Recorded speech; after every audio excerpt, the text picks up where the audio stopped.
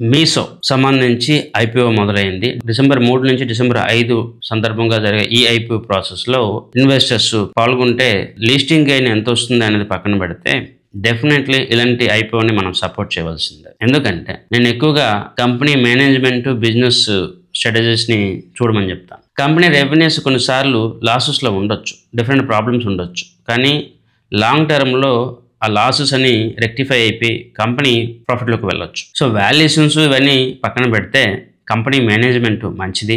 2 వీళ్ళు చేస్తున్న business model ఏదైతే ఉంది జీరో కమిషన్ ఆన్ సెల్లర్స్ అనమాట. అమెజాన్, ఫ్లిప్కార్ట్లో సెల్లర్స్ నుంచి కమిషన్ తీసుకుంటారు. కానీ మీషోలో అలా కాదు. మీషో కేవలం లాజిస్టిక్స్ తర్వాత అడ్వర్టైజ్మెంట్ వల్లనే వాళ్ళ యొక్క ఎర్నింగ్స్ తీసుకుంటుంది. అదే కాకుండా ఇది మన ఇండియన్ కంపెనీ. కోర్స్ దీంట్లో ఇన్వెస్టర్స్ చాలా విదేశ కంపెనీలు ఉండొచ్చేమో కానీ ఇది ప్యూర్లీ ఇప్పుడు ఇండియన్ మేనేజ్మెంట్ అండర్లో ఉంది. ఇలాంటి కంపెనీని మనం సపోర్ట్ చేయవలసిన అవసరం ఉంది.